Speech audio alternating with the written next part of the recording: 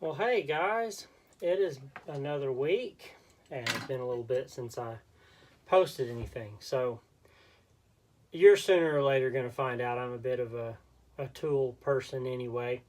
But I got a few new things this weekend while I was gone, and since I checked in, I thought I'd show some of the stuff.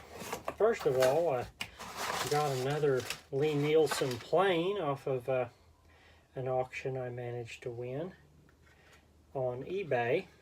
And this is actually a number 97.5 small chisel plane from Nielsen. And it actually is pretty different in that it has the iron here on the face. And it's designed for doing things like cutting off plugs if you used a dowel through the top. And you can see it has the iron right there on the front. I really like these. This one here actually has the brass body, and it's pretty nice little plane. Nielsen 97.5. Anyway, pretty little plane.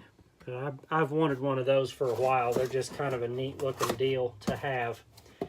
And it can get added to my little collection I've got started of Nielsen.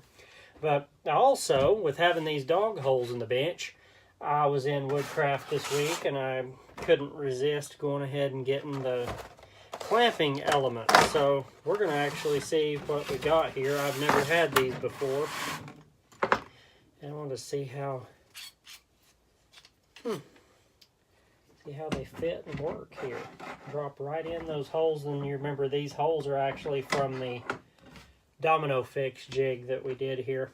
And these have a threaded insert right here in the bottom of the dog hole for these knobs to go on. So you can actually set these up on your bench and then reach underneath, if I can locate it, there we go, and run in that deal, and now your clamp is attached to your bench. So you wouldn't have to worry about it riding up out of a hole or something like that. And then it's obviously got the little dogs that apparently does straight, angled, whatever you need. And they also have the screw-in deals.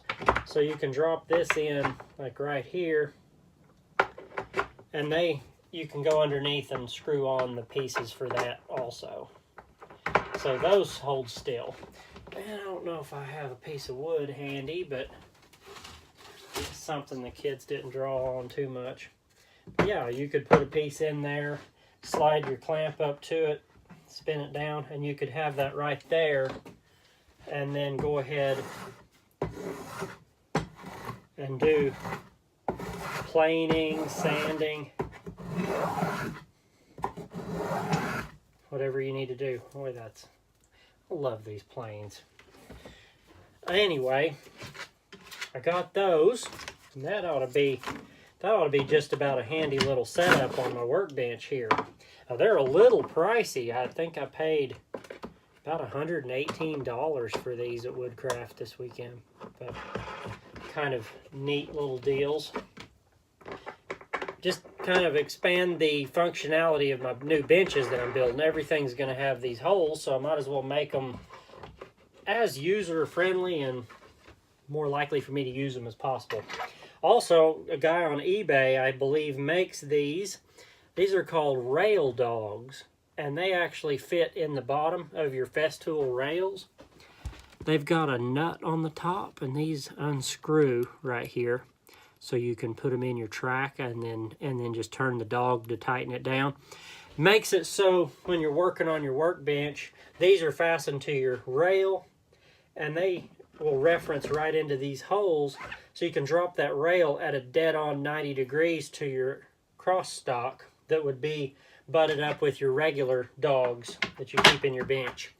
And that way you can get perfect 90 degree, 45 degree, whatever you need cuts with your track saw or your router or whatever you wanted to run on that rail. So those are kind of handy. I don't remember what those were, maybe 20 bucks or so. Kind of a handy little deal. And I wasn't going to get one of these because I was going to go with one of the cheaper Russo, I think it is, on Amazon. You can get a router plate for around $30 or so. Well, I've had this Bosch table built into my bench for 3 years now, and I'm just not a huge fan of the whole setup. It's not incredibly anything good. It's serviceable, but that's about it. Of course, they're only $100 and something. You can't expect that amazing of an item. But what I'm going to do is go right here on the bench where my main workbench, this has got 8 feet that direction for my material coming in and 8 feet that way for the outflow.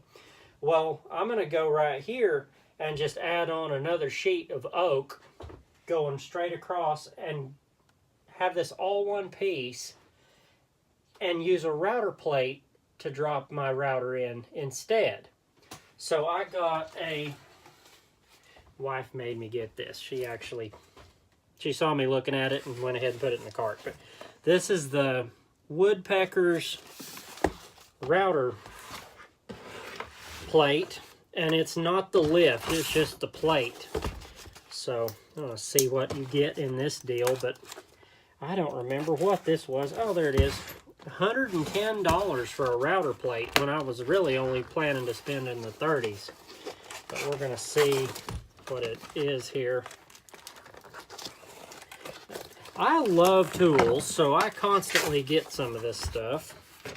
And anything that'll make my job just a little bit easier and help me enjoy it, I will pretty much get it. This is how I make my living and how I have for quite a few years, so if it makes it easier for me, I am in.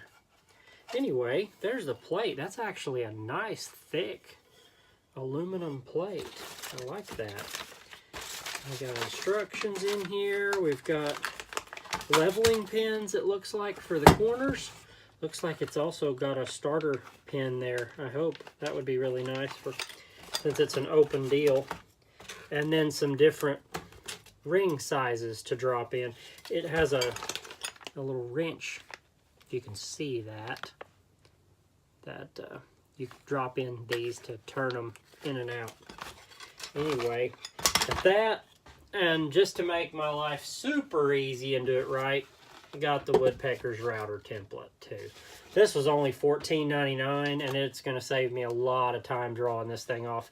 Instead, I can just clamp this on the bench, and I can know that it's right where I want it to be, and then go ahead and just route in my lip to this exact depth. Just nothing to it with that setup. Looking forward to installing that in here, and I might do a little video when I do that of how to install one of those in case anybody is crazy and buys something like that for that much just for a router plate. But Woodpecker's is nice, but they know it. Stopped in Home Depot. We don't really have Home Depot here. I'm all Lowe's around here. We don't, nearest one's an hour and a half. So yeah, I stopped in the Tulsa deal, and they had a deal going on these 7 1/4 Diablo blades right now, where if you buy 3, they'll give you one of their framing blades for free. So I already wanted some nicer ones. These are going to be used in my DeWalt 20-volt miter saw. That's why they're the nicer stuff. This is a 60 tooth there for fine finish, and then I have a 40 tooth for finish also. And then obviously the framing ones with the 24 teeth, and I guess I got an extra 40 tooth also. You have to buy 3 to get one free, so I got 3 of those 7 1/4, got this one free for framing. That can go in my circular saw. Then 6 1/2 inch framing one for my battery DeWalt saw. But those are nice little blades, and they're really reasonable. Obviously the 40 and the 60 tooth are quite a bit more, maybe in the 20-something dollar range. I think that's about what they were. Hold me to it or anything. And there's a guy on Etsy actually called 1231 or something like that. If I had the paper here, I'd tell you. But it's pretty much the only one on here that makes them. And he makes these little sets you can buy that are the feet to a Festool sustainer. So if you use sustainers, you can make anything you want, attach these to the bottom, and it'll clip right onto your sustainer stack. And he gets, I believe, about $10 a set for these. They have everything, including the little deal for the T-lock to rotate through. So you got 4 feet and the T-lock deal. What I'm kind of thinking, and I'm still thinking on this, I'm wanting to build a lightweight Palk-style, smaller workbench that will hold my 20-volt miter saw. Since I like to work battery all the time on the job site, I want it to fit in the bench where the top of the miter saw is flush with the bench top. I want to do all the dog holes in the bench. But what I'm thinking is I'd like to add a little extra functionality on the bottom, since I carry sustainers with me all the time in my truck. They roll in on the job sites and roll out with me when I leave. But put these on each end of the Palk workbench underneath, mounted to fit sustainer tops, so that I can walk in, set 2 stacks of sustainers, and clip my workbench right to them. We'll see. That's what's on my mind right now to do with it anyway, but I'll probably have to get several more sets of these because I've got quite a few ideas to do with that. Be nice to have that bench built, but I also want to put that woodpecker's plate, I want it to fit in that bench also, so I can grab it out of the trailer and throw it in there. And eventually I'm going to have to get a second plate, as much as they are anyway.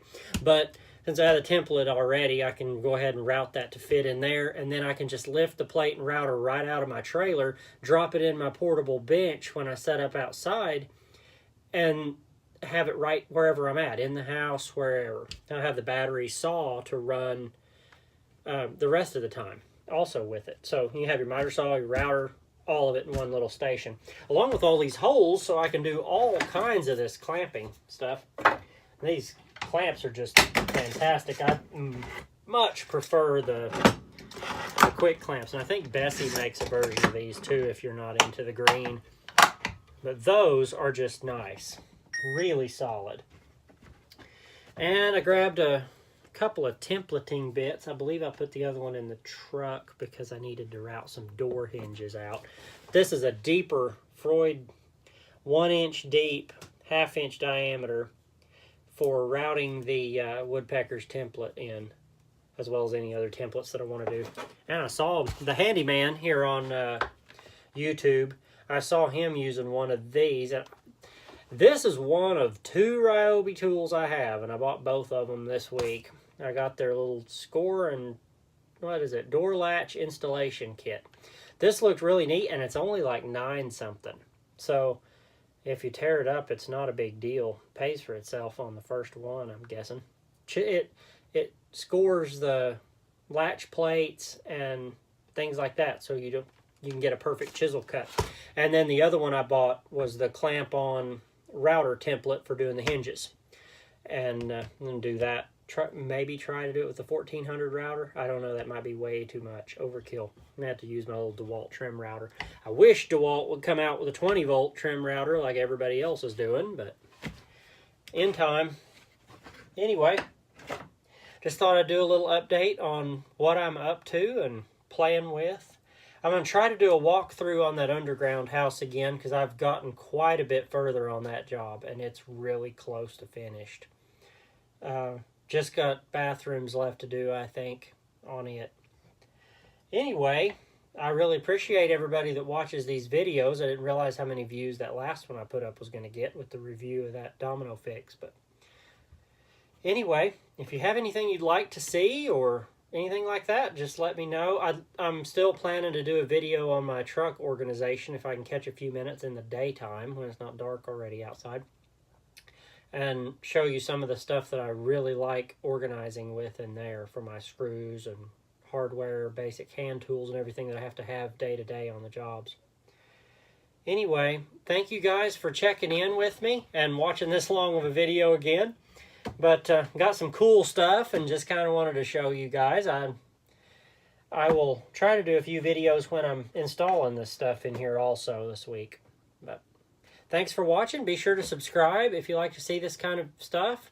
And we'll catch you on the next one.